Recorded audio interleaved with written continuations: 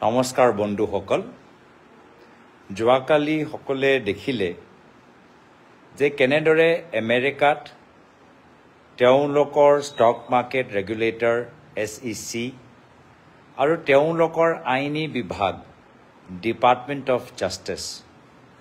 গোটেই তথ্য সহকাৰে উইথ ছাপৰ্টিং এভিডেন্স এটা কেছ দাখিল কৰিছে আদানী গ্ৰুপৰ বিৰুদ্ধে সেই কেছ দাখিল কৰা সম্পৰ্কে আমেৰিকাৰ চৰকাৰে যথেষ্ট তথ্য গ্ৰহণ কৰিছে ইনফৰমেশ্যন লৈছে তাৰ পিছত এটা কেছ তেওঁলোকে দাখিল কৰিবলৈ তেওঁলোকৰ চৰকাৰে সক্ষম হৈছে মাত্ৰ অভিযোগ নহয় আমি সকলোৱে জানো যে আমেৰিকাৰ চৰকাৰে যেতিয়া এটা কেছ দাখিল কৰিছে আৰু তাৰ সেই সময়ত বা সেই সম্পৰ্কে তেওঁলোকে মিনিমাম যে থ্ৰেছহোল্ড লাগে এভিডেন্সৰ এই গোটেইবোৰ এভিডেন্স ইনফৰমেশ্যন কালেক্ট কৰাৰ পিছতহে তেওঁলোকে সেই কেছ দাখিল কৰিব পাৰিছে কথা কোৱা উদ্দেশ্যটো হ'ল যে অসমৰ ভিতৰতো আমি দেখা পাইছোঁ যে এটা পিছত এটা আদানী গ্ৰুপ আৰু বৰ্তমানৰ বিজেপি চৰকাৰৰ লগত খুব ভাল এটা বন্ধুত্ব সৃষ্টি হৈছে প্ৰথমে আদানীক আমাৰ লোকপ্ৰিয় গোপীনাথ বৰদলৈ এয়াৰপৰ্ট দিয়া গ'ল এয়াৰপৰ্ট দিয়াৰ পিছত কি অৱস্থা হ'ল আমি সকলোৱে দেখা পাইছোঁ বৰষুণ দিলে এয়াৰপৰ্টত পানী হয় আৰু এয়াৰপৰ্টৰ এতিয়া ভাড়া আদানী গ্ৰুপে বঢ়াই দিবলৈ বিচাৰিছে গ্ৰাহকসকলে একো সুবিধা পোৱা নাই কিছুমান দামী দামী দোকান তেওঁলোকে খুলিছে যি দোকানত আমাৰ সাধাৰণ মানুহ দোকানৰ পৰা তেওঁলোকে আদানী গ্ৰুপে দামী লিজ লয় আৰু সেই বস্তুবোৰ সাধাৰণ মানুহে ল'ব নোৱাৰে কিন্তু একো সুবিধা নিদিয়াকৈ এটা আদানী গ্ৰুপ এয়াৰপৰ্টৰ ৰেটবোৰ আৰু বঢ়াবলৈহে বিচাৰিছে লগত আমি দেখা পাইছোঁ যে আদানী বিভিন্ন ৱেলমাৰ্ট গ্ৰুপৰ জৰিয়তে FMCG বেভৰেজেছ গ্ৰুপত সোমাইছে লগতে আমি গম পাইছোঁ যে চাহ ওপৰতো কিছুমান চাহ বাগানৰ ওপৰতো তেওঁলোকৰ চকু আছে লগতে আমি গম পাইছোঁ যে হাফলঙত বহুত বিঘা মাটি আদানী গ্ৰুপক দিবলৈ চেষ্টা কৰিছে বৰ্তমান চৰকাৰে আৰু আটাইতকৈ আমাক সকলোকে চুই যোৱা কথা হ'ল এই স্মাৰ্ট মিটাৰ বেছিভাগ যে স্মাৰ্ট মিটাৰ বৰ্তমানৰ অসম চৰকাৰ যে জাপি দিবলৈ বিচাৰিছে সেয়া হৈছে আদানী গ্ৰুপ আদানী গ্ৰুপৰ লগত অসম চৰকাৰ বিজেপি চৰকাৰৰ তেওঁ সেই কোম্পানীৰ প্ৰতি ইমান মৰম কিয় তাৰ কাৰণ যোৱাকালি যিখিনি অভিযোগ উত্থাপন কৰা গ'ল যি ধৰণৰ ঘুষ দিয়া গৈছে তাৰ পৰাই আমি কিছু প্ৰমাণ পাইছোঁ কিন্তু নোকচানকাৰ হৈছে ক্ষতিকাৰ হৈছে সাধাৰণ জনসাধাৰণৰ যিসকলে আজি এয়াৰপৰ্টত বেছিকৈ ভাড়া দিব লাগিব যিসকলে হাফলঙত নিজৰ মাটি তেওঁলোকৰ হাতৰ পৰা গুচি গ'ল গমে নাপালে যিসকলৰ ঘৰৰ ওপৰত আদানী স্মাৰ্ট মিটাৰ লগোৱা গৈছে আৰু ভৱিষ্যত আৰু কি ভাবি ৰাখিছে বৰ্তমান বিজেপি চৰকাৰ আমি ক'ব নোৱাৰোঁ কিন্তু যোৱাকালি অভিযোগবোৰ যথেষ্ট গুৰুত্বপূৰ্ণ আৰু মই ভাবোঁ বৰ্তমানৰ বিজেপি চৰকাৰ যিমানবোৰ চুক্তি আদানী গ্ৰুপৰ লগত কৰিছে গোটেই কথাবোৰ ৰাজহুৱা হ'ব লাগে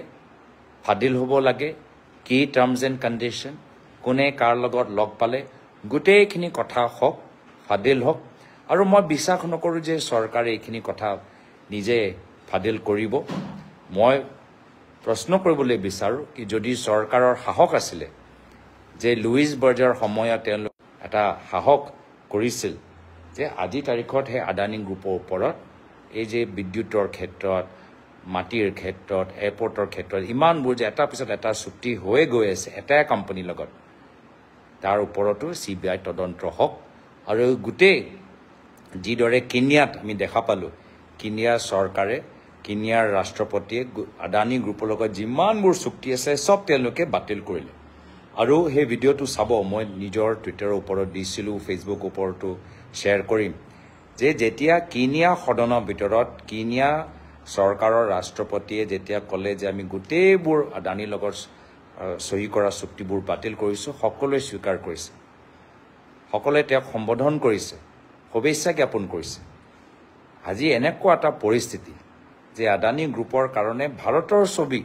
আজি ক্ষতি হৈছে বেলেগ দেশ আজি আমাৰ ফালে চাই কৈছে যে আজি ভাৰত চৰকাৰ মাত্ৰ এটা কোম্পানীৰ কাৰণেহে কাম কৰে নেকি প্ৰধানমন্ত্ৰী মোদী ডাঙৰীয়া আমাৰ ভাৰতৰ গোটেই বিদেশ নীতি আদানী কোম্পানীৰ মুনাফাৰ বাবে ত্যাগ বা বলিদান কৰি দিছে গোটেই মেচিনাৰী তেওঁৰ কাৰণে আজি বাংলাদেশত গ'লে তাতে আদানী কন্ট্ৰাক্ট শ্ৰীলংকাত গ'লে আদানী কন্ট্ৰাক্ট মলদ্বীপত গ'লে আদানী কন্ট্ৰাক্ট অষ্ট্ৰেলিয়া গ'লে আদানী কন্ট্ৰাক্ট আফ্ৰিকাত গ'লে আদানী কন্ট্ৰাক্ট মিডল ইষ্টত গ'লে আদানী কন্ট্ৰাক্ট মানে প্ৰধানমন্ত্ৰী এইবোৰ বিদেশ ভ্ৰমণ যে কৰি আছে তাৰ ভিতৰত মাত্ৰ এটাহে কোম্পানীকে প্ৰমোট কৰিবলৈ বিচাৰে নেকি ইয়াতো অসম চৰকাৰে ভাৰতৰ ভিতৰত ইমান কোম্পানী আছে সদায় এটা কোম্পানীকে যে ফেভাৰ কৰি থাকে তাৰ কাৰণ কি তাৰ ৰহস্য কি আমি জানিবলৈ বিচাৰোঁ লোকতান্ত্ৰিক দেশৰ ভিতৰত ৰাইজে এই জনা অধিকাৰ মিডিয়া যোগেদি কথাখিনি ফাদিল নহ'লেও ৰাইজে জানিবলৈ বিচাৰিব বহুত বস্তু বেছি দিন লুকাই নাথাকে আমি আশাবাদী যে সকলৰ সমৰ্থন আজি আমাৰ এই দাবীৰ লগত আছে যে CBI কেছ হওক আৰু গোটেই যে চুক্তি অসম চৰকাৰ আৰু আদানী গ্ৰুপৰ মাজত আছে তেওঁলোকে খন্তেক সময়ৰ বাবে স্থগিত কৰক আমাৰ আৰু ক্ষতি হোৱা নালাগে আমি নিজৰ সম্পদ এটা বিশেষ কোম্পানীক আৰু সম্ভালি দিবলৈ বিচৰা নাই তো আজি এইখিনিয়ে কথা মই ভাবিছিলোঁ যে আপোনালোকৰ সন্মুখত মই শ্বেয়াৰ কৰোঁ আৰু আপোনালোকৰ যিদৰে কমেণ্টছবোৰ মই পাই আছোঁ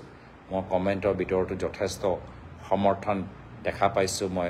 সবকে মই ধন্যবাদ জ্ঞাপন কৰিছোঁ আমি উদ্যোগৰ বিৰুদ্ধে নহয় উদ্যোগ আমাক লাগে কিন্তু ৰাহুল গান্ধী ডাঙৰীয়া যিদৰে নিজৰ এটা লেখত লিখিছিল যে আমাৰ ভাৰতৰ ভিতৰত বহুত ভাল ভাল উদ্যোগপতি আছে ডাঙৰ উদ্যোগপতি মধ্যম স্তৰৰ উদ্যোগপতি নতুনকৈ আৰম্ভ কৰা নতুনকৈ ব্যৱসায় আৰম্ভ কৰা উদ্যোগপতি সকলোকে স্থান পাব লাগে যেতিয়া সকলোৱে আগবাঢ়ি যাব পাৰে যেতিয়া কম্পিটিশ্যন হ'ব তেতিয়া আমাৰ মাৰ্কেট ইকনমি আৰু ভালদৰে আগবাঢ়ি যাব মাৰ্কেট ইকনমিত কম্পিটিশ্যন নাথাকিলে মাৰ্কেট ইকনমিত মাত্ৰ মনোপলি থাকিলে মাৰ্কেট ইকনমিত মাত্ৰ কাৰ্টেল থাকিলে তেতিয়া এই ইকনমি বাঢ়ি যাব নোৱাৰে এই ইকনমিত যথেষ্ট দুৰ্বলতা ষ্ট্ৰাকচাৰেল উইকনেছেছ লুপ হোলছ সোমাই যাব তো আমি ইকনমি বিচাৰোঁ আমাক ইকনমিক গ্ৰোথ লাগে আমাক ইণ্ডাষ্ট্ৰি লাগে আমাক ইণ্ডাষ্ট্ৰিয়েল গ্ৰোথ লাগে কিন্তু এটা কম্পিটিটিভ এনভাইৰনমেণ্ট হ'ব লাগে য'ত সকলোৱে সৰু হওক ডাঙৰ হওক এটা ফ্ৰী এণ্ড নিউট্ৰেল ইকনমি বা এটা লেণ্ডস্কেপ পাব লাগে কোনোবা এজনক বিশেষভাৱে ফেভাৰ কৰিব নালাগে আমাৰ ৰেগুলেটৰী আমাৰ আইন আমাৰ চৰকাৰী নীতি নিয়ম প্ৰশাসন প্ৰত্যেক উদ্যোগপতিক সমান চকুৰে ব্যৱহাৰ কৰিব লাগে আৰু যি উদ্যোগপতি ভালদৰে কাম কৰিব পাৰে দেখাব পাৰে আমি কাকো কোনো বিশেষ ফেভাৰ নকৰাকৈ আমি সকলোকে এটা ভাল সুবিধা দিব লাগে মঞ্চ দিব লাগে তেতিয়াহে গৈ আমাৰ এণ্টাৰপ্ৰেনৰ উদ্যোগপতি আমাৰ বিভিন্ন আমাৰ ষ্টাৰ্টআপছ সকলে আহি অসমৰ অৰ্থনৈতিক অৱস্থা লগতে ভাৰতৰ অৰ্থনৈতিক অৱস্থা আৰু ভাল কৰিব পাৰিব চ' মই ভাল পালোঁ যে ৰাহুল গান্ধী ডাঙৰীয়াই নিজৰ লেখৰ জৰিয়তে কিছুমান উদ্যোগপতি মালিকসকলৰ নাম উল্লেখ কৰিলে আৰু ময়ো বিচাৰোঁ যে অসমৰ ভিতৰত আমাৰ প্ৰত্যেকগৰাকী আমাৰ উদ্যোগপতি ভাল হওক ডাঙৰ হওক সুস্থ হওক আৰু সকলে আগবাঢ়ি যাওক কাৰো কোনো চৰকাৰ কোনো 2 বা 3 জন উদ্যোগপতি বা 2 বা 3 জন ঠিকাদাৰৰ বাবে কাম কৰিলে সেই ৰাজ্যৰ অৰ্থনৈতিক অৱস্থা সবল হ'ব নোৱাৰে ভাল হ'ব নোৱাৰে সকলৰ হৈ কাম কৰিব লাগিব সকলোকে এটা নিৰপেক্ষ ভূমিকা দিব লাগিব আমি কোনো উদ্যোগপতি আমি চৰকাৰ হ'বলৈ বিচৰা নাই আমি ৰাইজৰ হিত চাই নিজৰ ৰাজ্যৰ উজ্জ্বল ভৱিষ্যৰ বাবে কামনা কৰি আমাৰ কামখিনি কৰিব লাগিব তো অলপ মই অৰ্থনৈতিক নীতিৰ ওপৰতো উদ্যোগ নীতিৰ ওপৰতো নিজৰ কিছুমান কথা মই যোগ দিছোঁ মোৰ কথা ধৈৰ্য সহকাৰে শুনাৰ বাবে মই সবকে ধন্যবাদ জ্ঞাপন কৰিছোঁ আৰু সকলৰ জীৱন মংগল হওক ঘৰত সকলোৱে ভালেদৰে থাকক এইখিনি কথা কৈ মই নিজৰ ফেচবুক লাইভ সামৰিছোঁ ধন্যবাদ শুভৰাত্ৰি নিউজ 12 অসম নৰ্থ ইষ্ট যাত্ৰা আমাৰ অবিৰত সংকল্প অপ্ৰতিৰোধ্য